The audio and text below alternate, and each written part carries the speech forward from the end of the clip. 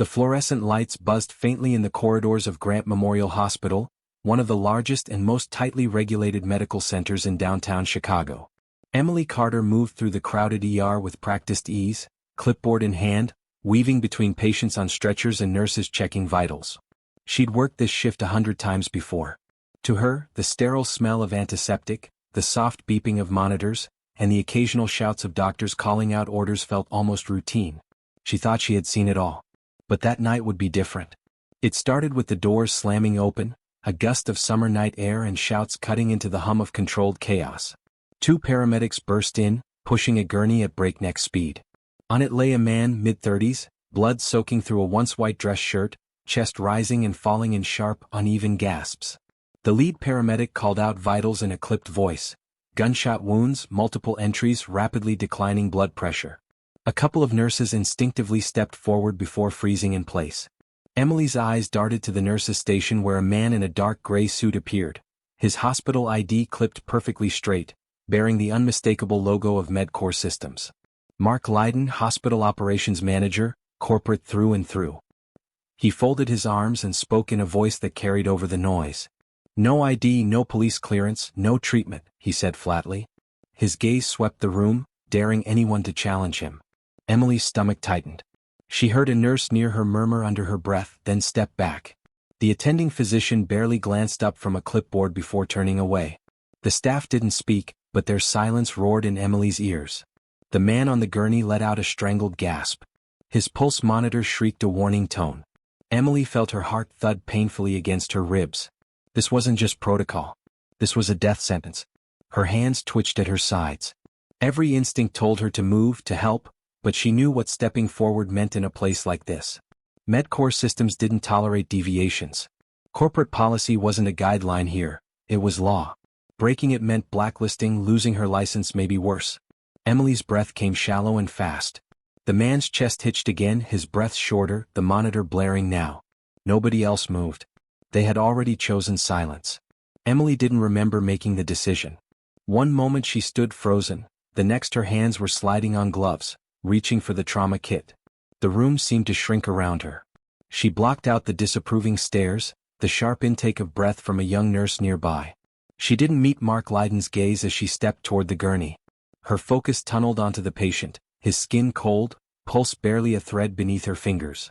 "Pressure on the chest wound," she ordered, though her voice was quieter than she intended. She didn't expect anyone to help. She pressed gauze down hard, feeling the sticky warmth of blood seep through almost immediately. The heart monitor's irregular shriek sent a jolt through her every time it spiked. Her hands moved with mechanical precision, airway first, stabilize breathing, clamp the bleeding, control the hemorrhage. Her body worked before her mind could catch up. Someone whispered her name. She ignored it. A sharp voice hissed, "Emily, stop." She kept going. The pulse dipped again. She grabbed the adrenaline injection from the tray. The patient's chest heaved under her hands. For a brief moment, nothing existed beyond the steady rhythm of compressions and the harsh rush of air as she forced oxygen into his lungs. And then the line on the monitor steadied. Not strong but steady. The beeping slowed, evened out. Silence fell like a curtain around her. The room stood still. Emily straightened, breathless, sweat prickling at the back of her neck. The man's eyelids fluttered. He was alive, for now. Emily finally dared a glance toward Mark Lydon. His expression didn't waver. He stepped forward slowly, each movement deliberate. For a long moment he said nothing. Then a slow, mocking clap echoed in the room. "Well done, Nurse Carter," he said, his voice icy. "You saved a life. Congratulations." His eyes narrowed slightly. "And effective immediately, you are no longer employed at Grant Memorial." The word struck like a punch to the gut. Emily felt a sharp, hollow ache in her chest, but she didn't look away. Around her no one moved. No one protested. The nurses she had shared countless night shifts with stood silent, some looking down, others pretending to be busy. The doctor at the nurses' station scribbled on a chart without glancing up. Emily peeled off her gloves slowly, her hands shaking just slightly. She reached for her ID badge clipped to her scrub top, pulled it off, and placed it gently on the metal tray beside the gurney. Her heart pounded, loud and raw in her ears. Without a word, she turned and walked out of the ER, the eyes of the room trailing after her. As she pushed through the swinging doors into the cool night air, she realized something inside her had shifted. Emily Carter wasn't just walking away from a job, she was stepping into a world where rules were made to be broken for the right reasons. She didn't know it yet, but this choice would change everything. The sun hung low over Lake Michigan, casting a golden shimmer across the quiet water as Emily Carter walked aimlessly along the shoreline. The cool evening breeze tugged gently at her hair while the soft hum of the city stirred behind her. She barely noticed the tourists snapping photos or the joggers gliding past in practiced strides. Her mind drifted, heavy with the weight of what had happened just hours earlier. The hospital badge she had dropped on the tray echoed in her memory like a slammed door. Her career was over, no warnings, no second chances. She kept walking, hugging her lightweight jacket tighter around her as if it could somehow shield her from the reality pressing in on her chest. Chicago's skyline stretched in jagged silhouettes behind her, indifferent to her small personal disaster. She stopped by a wooden bench near the jogging path, eyes scanning the calm lake, watching the ripples spread like silent echoes. The world moved on, uncaring of one nurse's fall from grace. A sharp cry snapped her attention away from the water. A small group of people had gathered about 20 yards down the path, their figures shifting nervously, voices murmuring in alarm. Emily's instincts kicked in before she had time to think. She rushed toward the commotion, weaving past a couple standing frozen on the sidewalk. At the center of the group, an elderly man lay crumpled on the ground beside a treadmill station set up as part of a lakeside fitness circuit. His silver hair clung damply to his forehead, his lips tinged with an unhealthy blue, one hand clutching his chest in a feeble, trembling grip. His expensive-looking jogging outfit looked starkly out of place against the gravel path.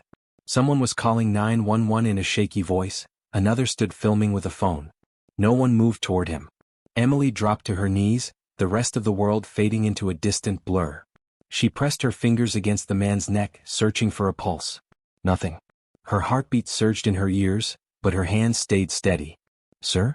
Can you hear me?" she asked sharply, though deep inside she already knew the answer. She tilted his head back gently, checked his airway, and started compressions with the force and rhythm burned into her muscle memory by countless drills. The familiar count played in her head, not loud enough to drown out the murmurs of the crowd but strong enough to keep her focused. The man's chest rose and fell beneath her hands, mechanical and fragile as she pushed the air into his lungs. 30 compressions. 2 breaths. Over and over again. Time blurred. Her knees dug painfully into the gravel, but she ignored the sharp sting. Around her, people gasped, some whispered prayers, others watched in morbid curiosity. Emily blocked them out, seeing only the man before her, feeling every faltering beat, or the lack of it, under her hands. After what felt like an endless loop of compressions and breaths, a faint shudder rippled through the man's chest. His body jerked slightly, a soft wheezing sound escaping his lips. Emily paused, her heart clenching. Slowly, with agonizing hesitation, his eyes fluttered open, unfocused, glazed but alive. His chest rose in an uneven breath. Relief flooded her, followed by a sudden wave of exhaustion. Emily leaned back slightly, her hands trembling now that the rush of adrenaline had started to fade. She turned her head as a pair of paramedics pushed through the crowd, their gear bags slung over their shoulders. One of them knelt beside her, quickly assessing the man while Emily scooted back to give them room. "You did good," the paramedic said quietly, offering her a brief nod of acknowledgement before focusing on the patient. Emily simply nodded, wiping her hands on her jacket, not trusting herself to speak. A man in a dark tailored suit, looking entirely out of place in the casual crowd, suddenly knelt beside her. His face was pale, lined with worry, but his voice was calm. "Miss, may I have your contact?" His eyes flicked toward the man now being loaded onto a stretcher. "In case Mr. Holt's team needs to reach you." Emily blinked, confused by the formal tone and the name. "Holt." The name stirred a faint memory, but it didn't fully register. Without thinking, she slipped her hand into her pocket and pulled out the only thing she had, her hospital ID, the same one she hadn't had the heart to throw away that morning. She handed it to him, her fingers briefly brushing against the edge of his leather folder. The man gave a polite nod, standing up smoothly as the paramedics secured the elderly man onto a gurney and wheeled him toward the waiting ambulance. Emily stood slowly, watching them disappear into the flashing lights and noise. The crowd began to disperse, their curiosity satisfied, their attention drifting elsewhere. Emily exhaled, brushing gravel dust from her knees. She turned back toward the lake, its surface now dark under the creeping night sky. For a moment she stood there, holding nothing but her empty hands and a hollow sense of exhaustion. She didn't know the man's name. She didn't know who Holt was. She only knew she had done what she had to do. And somewhere deep inside, a faint spark flickered, a spark she thought had died in that hospital hallway. It was nearing midnight when Emily Carter sat on the edge of her worn-out sofa, her small apartment swallowed in semi-darkness except for the faint glow of a street lamp filtering through the blinds. The walls seemed closer than ever, the ticking of a cheap clock on the counter unbearably loud in the suffocating quiet. She hadn't slept since she left the hospital. The afternoon at the lakefront felt like a dream, so unreal it almost faded into her memory like smoke. She had wandered home in a daze, numb from everything. Losing her job, saving a stranger, walking away from both as if none of it belonged to her anymore. She sat now, motionless, staring at nothing in particular when the sound reached her, a deep, low hum rolling through the quiet street like thunder underwater. It wasn't the familiar murmur of late-night traffic. It was something heavier, deliberate, like a quiet parade of power rolling into her modest neighborhood. She felt it more than heard it at first, a vibration in her chest before it registered in her ears. Curiosity pulled her toward the window. She moved the curtain aside slightly, peeking through the narrow gap. Her heart jumped. Outside, stretching in a polished row along the curb, sat a fleet of sleek black cars. High-end sedans with tinted windows and gleaming chrome accents lined the narrow street of old brick buildings like some surreal invasion of wealth and status. The glossy paint reflected the soft orange glow of the streetlights, making them seem almost unreal against the backdrop of her quiet working-class neighborhood. Lights flickered in neighboring apartments. She noticed shadows moving behind curtains, the faint stirrings of other curious residents peeking out just as she was. No one stepped outside. No one dared. Emily's pulse quickened. She wasn't expecting anyone. She barely knew anyone in this part of town. A sharp, confident knock echoed from her front door. It wasn't loud, but it held the kind of steady certainty that made her skin prickle. Another knock followed, unhurried, firm. Her heart hammered in her chest. She stood frozen for a moment, staring at the door, debating if she should open it or pretend she wasn't home. But something, whether instinct, curiosity, or sheer exhaustion, propelled her forward. She placed her hand on the doorknob, pausing for just a heartbeat before turning it. When the door opened, standing before her was a man she recognized, though he looked markedly different from the pale, gasping figure on the jogging path hours earlier. Daniel Holt. He was taller than she remembered, his posture straight, his face composed, dressed in an immaculate dark suit that probably cost more than a year's rent in her apartment. His eyes, sharp and steady, met hers without hesitation. Behind him stood another man, his assistant, Emily guessed, the same who had approached her after the lake incident. The assistant held a slim leather folder in his hands. Daniel gave her a polite, almost knowing smile. "Miss Carter," he said in a voice calm and steady, "I believe we need to talk." Emily stared at him, too stunned to speak, her hand still gripping the edge of the door. Before she could gather her thoughts, Daniel gave a subtle nod toward the folder in his assistant's hands. The man stepped forward and offered it to her with both hands, as if presenting something precious. She hesitated but accepted it, the weight of the fine leather unexpectedly heavy in her grasp. Inside, resting neatly against crisp cream-colored paper, was a document, a formal agreement bearing her name at the top in bold lettering. Investment proposal.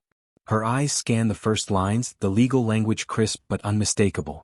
Daniel Holt was offering her a personal investment fund, the seed money to establish a private medical center in Austin, Texas. Her name would be on the foundation charter. Her vision, her project. She felt her throat tighten. A part of her wanted to laugh at the absurdity, another part wanted to cry. This couldn't be real. Daniel watched her, his expression unreadable but not unkind. "I don't offer this lightly," he said, his voice low. "You didn't hesitate to save my life today. I don't forget people like that." Emily opened her mouth, but words refused to come. She stared down at the document again, reading the numbers, the terms, no strings attached, fully funded, her authority to staff and manage as she saw fit.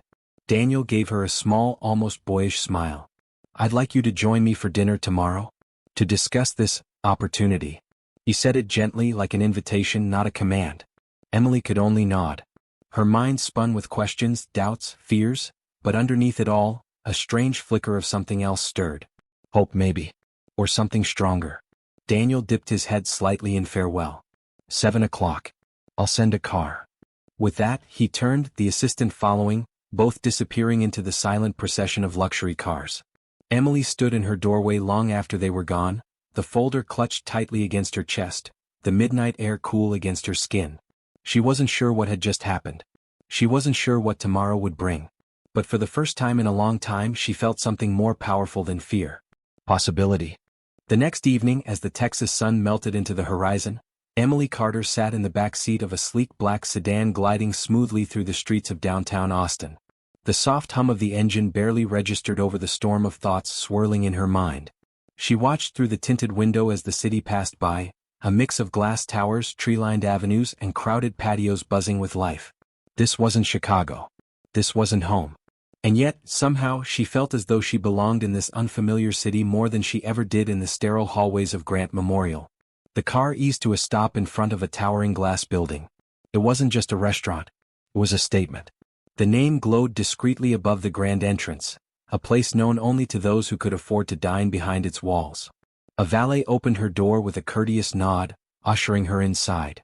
The interior was hushed, every surface gleaming under the soft, golden light of chandeliers. Waitstaff moved with silent precision, tending to sharply dressed patrons who barely spared Emily a glance as she stepped inside. She caught a glimpse of herself reflected in the polished glass, a simple navy dress, understated makeup, hair swept back in a practical twist. She felt both invisible and glaringly out of place. A hostess guided her to a private section near the massive floor-to-ceiling windows overlooking the city skyline. There, at a corner table draped in crisp white linen, sat Daniel Holt. He rose slightly as she approached, offering a subtle smile. In the soft light, he seemed more relaxed than he had the night before, though the intensity in his eyes hadn't dulled. Emily sat across from him, folding her hands in her lap, unsure how to begin. Daniel signaled discreetly to a waiter, who poured them each a glass of wine before vanishing without a sound. They sat for a moment in the kind of silence that wasn't awkward but charged with unsaid things. Finally, Daniel leaned forward slightly, folding his hands on the table. His voice was calm, deliberate. "I've spent years watching people in the medical field," he began, his gaze steady on hers. "Good people. Talented people. Most of them follow the rules because that's how the system survives. They stay inside the lines because stepping outside means risking everything." Emily felt her throat tighten. The memory of her last day at the hospital flashed in her mind, the manager's cold stare, her colleagues' averted eyes, the crushing silence that followed.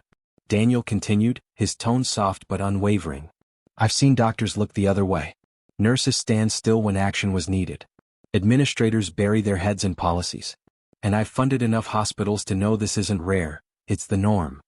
He paused, letting the weight of his words settle. "But yesterday I saw someone do something I hadn't seen in a long time. Someone who acted when everyone else stood frozen. Who didn't ask for permission. Who didn't check the rules first." Emily felt heat rise to her face. She wanted to look away but forced herself to hold his gaze. Daniel gave a faint smile, almost reflective. "I've been looking for that kind of person. Not for my business. For something bigger." He reached into his jacket and placed a slim envelope on the table between them. Emily stared at it but didn't reach for it. "I want you to lead a new project," Daniel said simply. "A medical initiative here in Austin. Your vision. Your rules. No corporate interference. No bureaucratic chains. Just care. Pure, honest care." The words hit harder than she expected. She sat back slightly, her heart thudding painfully in her chest. "Why me?" The question slipped out before she could stop it. Daniel tilted his head, watching her carefully. "Because when it mattered you didn't freeze. You acted. And not for recognition. Not for reward. You acted because it was right. That's the only qualification I care about." Emily stared at the envelope again, torn between disbelief and something she hadn't allowed herself to feel in days, hope. The enormity of it overwhelmed her. Lead a project? Build a center? Was he serious? She had lost her job less than 48 hours ago, and now this man, a billionaire with connections she couldn't fathom, was offering her a position most people would sell their souls for. But doubt gnawed at her edges. Could she really do this? Could she step into a role that big, that exposed? She thought of the rules she had broken, the career she had thrown away, the walls she had spent years trying to fit inside. Daniel watched her in silence, as if sensing the battle inside her. Then he said quietly, "I'm not offering you a job, Emily. I'm offering you a chance to build something that matters. The question is, do you want it?" Emily sat motionless, staring at the envelope, her hands trembling slightly under the table. She didn't know if she could be the person he believed she was. But she knew she couldn't go back to who she had been. And maybe, just maybe, this was exactly where she was meant to be. The morning sun cast a warm golden hue over the heart of Austin as Emily Carter stood beneath a sleek, brushed metal sign that read, Carter Health Center, Care Without Limits.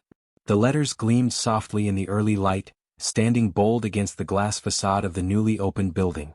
The center was modern but welcoming, a place designed not to intimidate but to invite, an open space where polished concrete met natural wood, where light streamed through tall windows instead of being swallowed by sterile walls.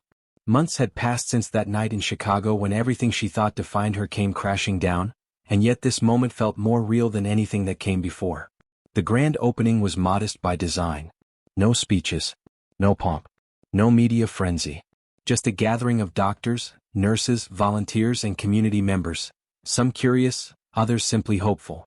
People who had walked through doors of hospitals only to be turned away because they lacked the right paperwork, the right insurance, or the right connections. They stood now in front of a center that promised something different. Daniel Holt stood quietly at her side, hands tucked casually into the pockets of his suit. He hadn't spoken much that morning. He didn't need to. His presence alone felt like a silent confirmation of everything they had built together. When she glanced at him, she caught the faintest trace of a smile, not the polished smile of a businessman, but something softer, more genuine. The months of planning, hiring, sleepless nights, and difficult decisions played out in Emily's mind like snapshots. She remembered standing in empty rooms, arguing over layout plans, fighting for open access policies, building a team not based on resumes alone but on heart and integrity. Every step had been a risk. Every signature on the dotted line had been a leap of faith. But now, with the doors open and the first patients waiting inside, it felt worth every doubt and sleepless night. Inside the center, sunlight poured through the high glass panels, lighting up a reception area free of bulletproof glass partitions or intimidating security desks. The walls were painted in soft, earthy tones.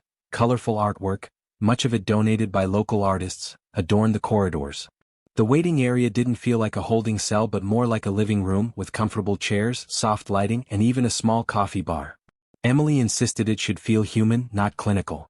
Her medical team moved with quiet efficiency, not weighed down by layers of bureaucracy. No one stopped to check if a patient's insurance was valid. No one checked immigration status. Patients weren't numbers on a chart. They were people who needed help, who would get it, no questions asked. Emily walked slowly down the hallway, glancing into the first treatment rooms. In one, a young mother sat with her toddler cradled in her lap while a nurse knelt beside them, explaining treatment options with a calm, patient voice. In another, an elderly man joked quietly with a doctor as they reviewed his medication, the tension in his shoulders visibly eased by the simple act of being heard. The stories came together in her mind. The man in Chicago she had saved on instinct, ignoring every warning voice around her. The stranger in the park whose heart she had brought back with shaking hands. And now she knew. The man on the gurney that night in the ER wasn't a nameless victim. He was Daniel's brother, a detail Daniel had shared with her only weeks after their first dinner. A man caught in a world Daniel had tried for years to fix from the outside with money and influence, only to see nothing change. That night at the lake, saving Daniel himself, had been the catalyst neither of them expected. It wasn't just about survival. It was about being seen. About reminding both of them that change didn't start in boardrooms or headlines, it started in choices, the quiet ones no one else dared to make. As Emily returned to the front entrance, she found Daniel watching the crowd of patients and staff with a thoughtful expression. When their eyes met, no words passed between them. They didn't need them. The weight of everything unsaid hung in the air, gratitude, respect, shared purpose. Emily turned her gaze back to the sign above the entrance, the name glinting in the morning light. Carter Health Center. Her name. Her fight. Her second chance. She had lost everything once. Her job, her security, the career she had spent years building. And in losing it all, she had gained something far greater. Not just a clinic. Not just a title. But a chance to be exactly who she was always meant to be. As the doors swung open and the first patients walked inside, Emily Carter smiled. This wasn't the end of her story. It was only the beginning. Dear viewers, thank you for being with us. Subscribe to the channel, like us, and be sure to write in the comments what you think of this story. Don't forget to click on the bell, so you don't miss new interesting stories. See you soon.